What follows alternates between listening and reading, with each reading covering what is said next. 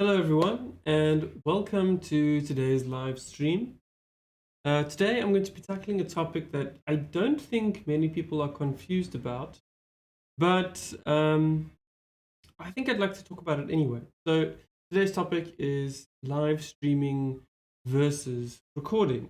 Sort of what are the main differences, sort of the obvious things that are different between both, sort of means of content creation, and what are they good for, what are they bad for, and perhaps what are some advantages and disadvantages? Now, the other thing I think I'd like to touch on is that I personally think live streaming is quite underrated as a method of content creation, and I think a lot more people should be considering it. And I'll explain to you why in a minute. So, before we begin, let's just iron out what the difference between live streaming and recording something is. Now, it's pretty obvious. Live streaming happens live. And what happens is you hook up your cameras and your microphones, you record something as it's happening, and you broadcast that to the world. And anyone can tune in to your live stream or your broadcast and watch whatever is happening in real time.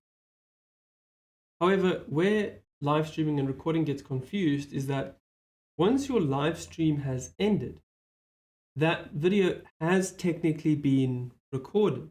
In other words, like with these live vlogs, I live stream them, but they're still recorded and saved on YouTube, and you can watch them again later.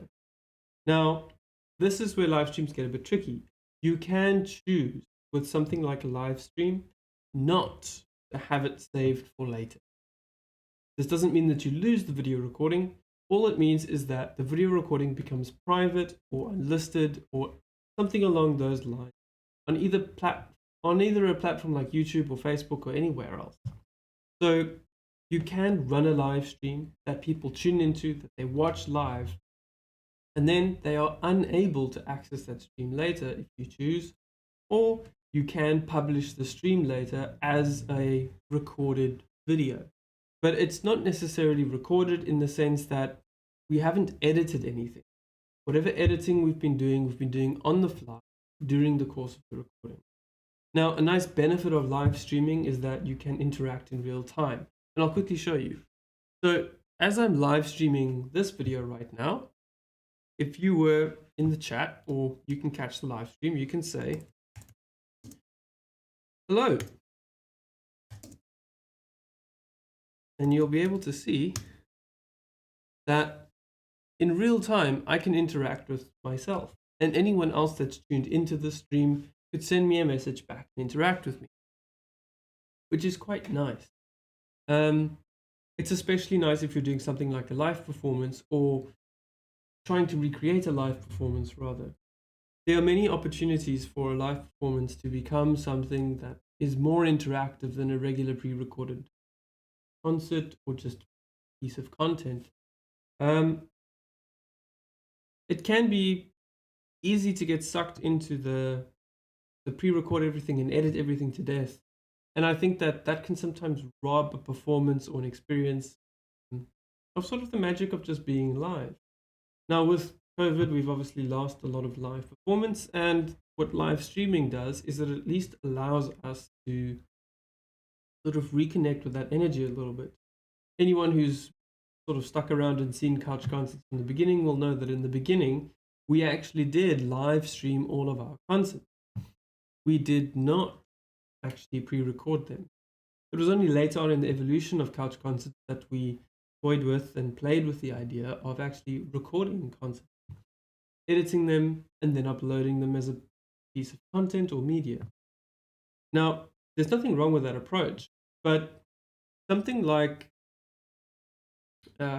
live streaming does have its constraints. So when you record, sort of do a standard video recording and you do all the editing, you can often get a much higher quality product. There's time to get into the EQ and compression we touched on in previous vlogs, as well as some other clever and nifty audio tricks, as well as video editing tricks to go along with it. And you can sort of better set up lighting. And if, say, a performer makes a mistake or you want to retake a portion of the set list, maybe redo the final song and stitch everything together in like an interesting program, that's fine. Recording is great if you want to be flexible in the creation process. But it does suffer from the fact that, well, as much as it's great to record something and put out a high quality video and audio product, sort of YouTube's full of that. And you don't have the magic of a live performance or any kind of interaction. So yeah, it's great if you're looking for something high quality. If you're looking to put in a lot of effort and production value to a concert, and I'm not saying you can't do that kind of thing with a live stream, but I think there's definitely a niche for pre-recorded stuff where it is much easier to get high quality end results with a pre-recorded sort of piece of content. Now, why is that? Well, live streaming has some constraints. First of all, the constraint is my internet connection. Now, my internet connection is pretty good, so I'm more than able to stream at whatever sort of resolutions that we might choose, and full HD streams are more than possible. However, this does not necessarily mean that your internet connection can actually handle something like that. Because the point of a live stream is to have people tune in live, well, if the stream has got too much data in it, or in other words, if I was trying to stream at something like 4K for video size, or even 1080p HD, there are many people's internet connections that are not able to handle that kind of bandwidth load. So you're kind of limited a little bit by internet capabilities of other users or anyone else that might be featured or watching along in the show. Not a complaint, just a reality. Now, the same thing can be said for cameras. Cameras are great. They can record up to, well, I mean, this camera that I'm live streaming with can record up to 4K. But platforms like Facebook and even YouTube and even some of the gamers on other platforms like Twitch don't really recommend that you go anything above 720p, mostly for the reasons I outlined earlier, that most people's internet connections cannot handle a live stream or stream of such a huge amount of data.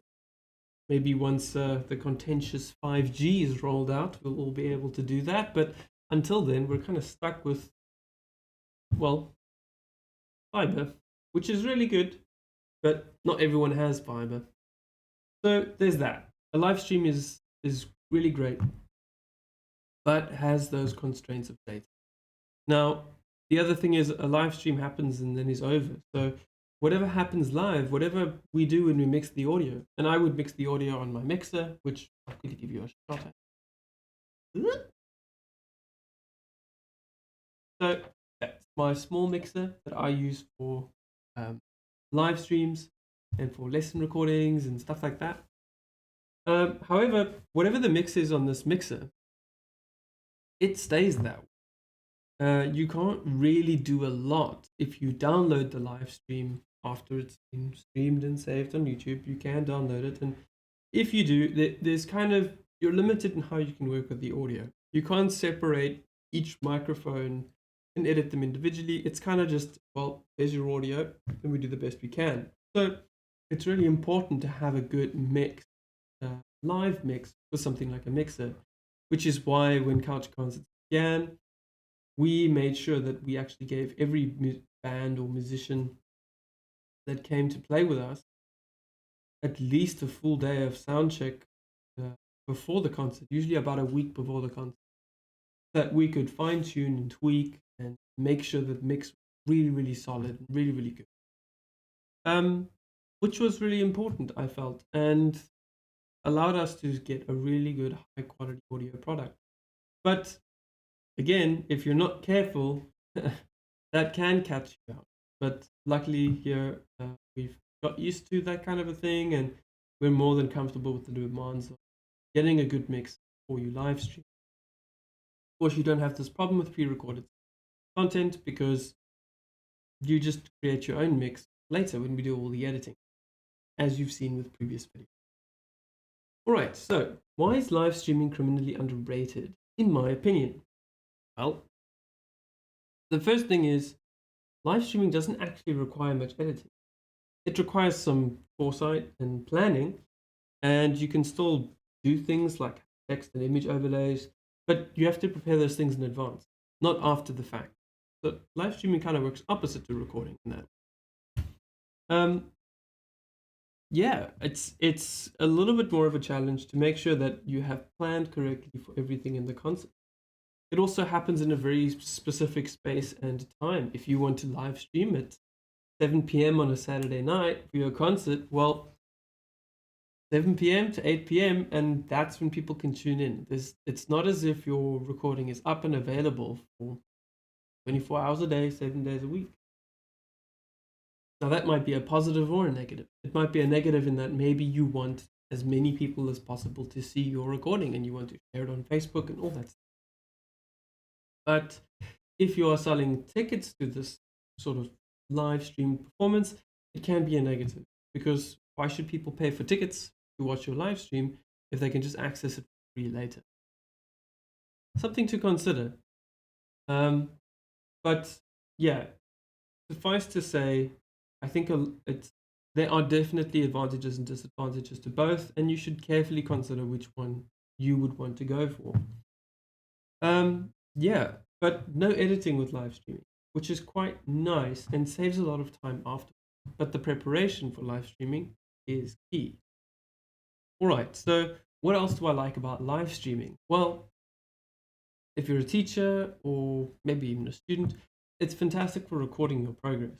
So if you need to learn how to live stream, or you want to take note of a rehearsal, say you want to record a rehearsal, but you don't want to do all the work of having to edit the video and convert the files and upload it, and you've got a slow internet connection, so it takes a long time. You kind of want to skip all that if you can. And the live streaming allows you to do that. Provided that your internet connection is good enough, you are able to just live stream that rehearsal straight through to YouTube, no editing required, saved, done. You can kind of just walk away from it straight after. There's no need for extra editing work to occur. And the other thing is, if you're a student, it's a great way to keep track of progress. So if you're a teacher and you would like to, say, do a mock exam run of a student's exam, well, you could record it, but distributing that recording becomes a little bit of a headache. However, should you live stream it, well, sharing the video becomes as easy as just copying and pasting a link to a YouTube video, which, by the way, you can make unlisted or private, meaning you can control who has access to this video. Now, personally, when I teach, I take advantage of the live streaming myself. I make sure that I get my students to play along with backtracks, I make sure everything syncs up, I make sure I've got a good mix on my mixer, and my students have a way to look back at their past performance or the past lesson and keep in mind all of the notes I gave, to take their own mental notes and listen to how they perform during the lesson. And it serves as a reminder for them in that week, or even for as long as they have videos, which obviously would be a lifetime access for me. They can really track their progress. They can really see where they're going wrong and get an outside perspective on their playing. So there are some useful things about it. I think live streaming, if you set it up correctly, saves a lot of time.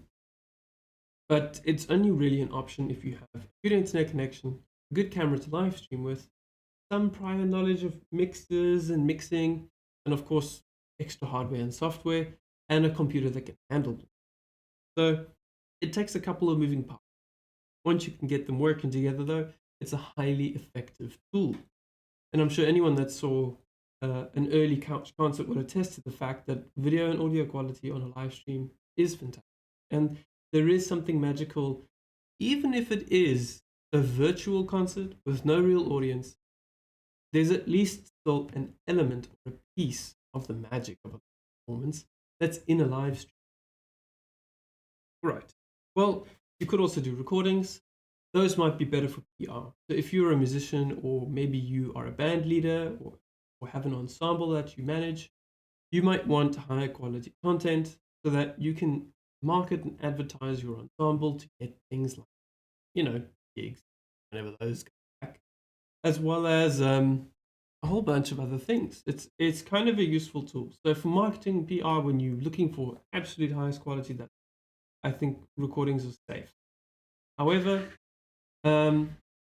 if you are willing to be a little bit risky and are confident in your ensemble's performance, a live stream can be a really accurate reflection of the professionalism of your band. What do I mean by that? Well, if you pre-record stuff and edit them, well, of course, you can edit anyone to make them look. You can fix the mistakes and make them look, generally speaking, sometimes better than they might have actually been live. Because, well, if you screw up song number 2 in your set list, you just record it again. And as long as you make nice video transitions between clips, no one's the wiser. An advantage.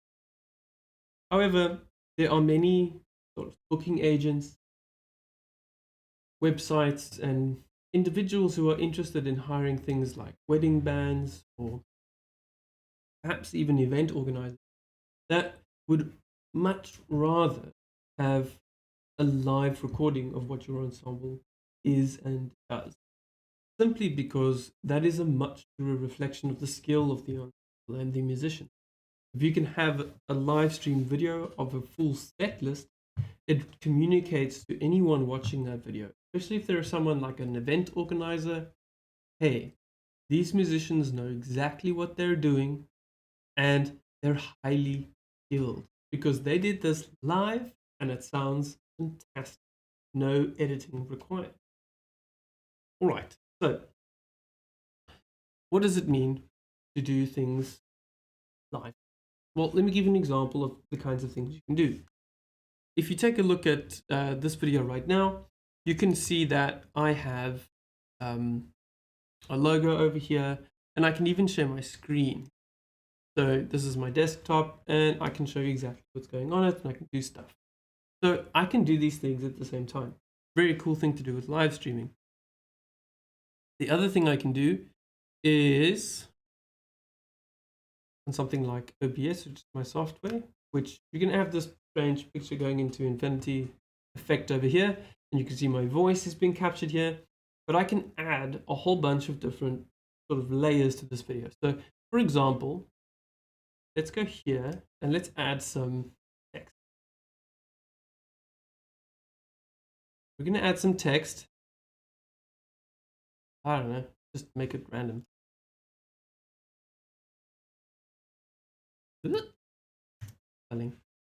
And I can add this to my stream, and you can see, well, hello, check it out. Now, the nice thing is if you have something like a set list, I can actually make this hidden, and you won't even see it, taking the border away. And then pop it up again, and you can all see what the text is. So what we used to do in the beginning days of Couch Concerts is set up a whole bunch of these text things into a set list group. And every time you get a new song, you can actually have the title and the composer and all the different things pop up. Really, really cool feature. As well as if your band has any logos or anything like that, you can kind of pop them on and take advantage. You can even play background music. You can, well, really, you can do as much as you want. Your creativity is the only limit. Right, so without wanting to waffle on for too much longer,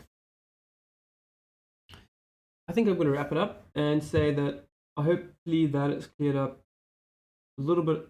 If there was confusion, maybe you're a little bit more certain now of what pre-recorded versus live streamed content is, with live stream content happening live, sort of like the news, where the news anchors can still make a mistake.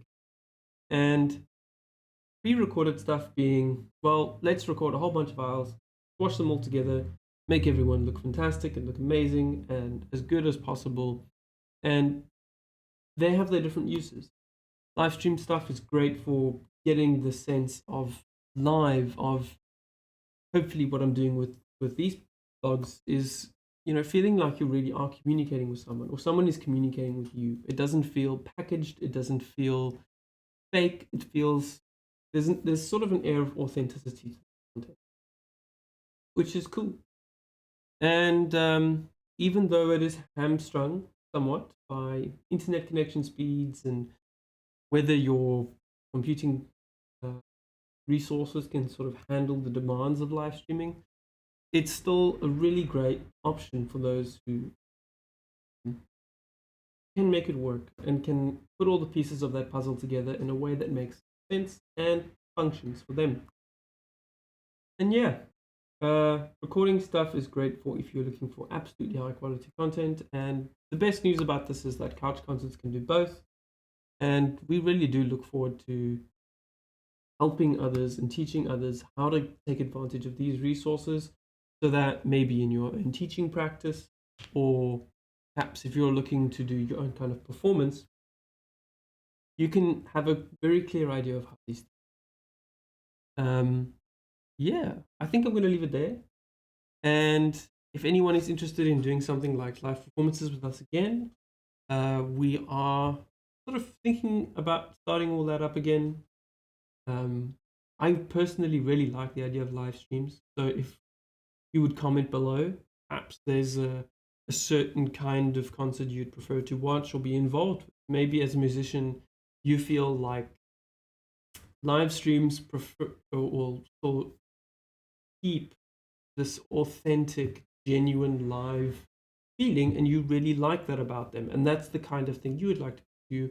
Or maybe you're an audience member and you actually go, well, you know what, I appreciate the fact that everything's happening live and that's great, but I kind of prefer the convenience of having something that has been pre-recorded and I can watch at any time, and that has a little bit more production value. I'd be really curious to hear what everyone's opinion on this is and sort of see where people lie. As for me, I'm looking forward to performing live again, and if I can simulate a little bit of that with a live stream, like I'm doing now, I kind of enjoy that. There's a risk that I might stumble over my words, that I might say something sort of stupid, but hopefully I'll be able to correct myself in real time. Anyway, it's been absolutely wonderful keeping up with you guys again with another vlog. If there's another topic you'd like to see me tackle, please let me know, comment, and visit the website for more information about what we're planning to do with Couch Concerts. And yeah, just help us out. You know, we're trying to help musicians out. So anytime you help us, we are able to help others, and that is why Couch Concerts started. And that's what we will always strive to do, is find a way to help musicians. So stay in touch, and if there comes up an opportunity for you to participate in watching a concert or supporting local music, please do so. Anyway, that's all for me. Have a fantastic Friday and weekend. Goodbye.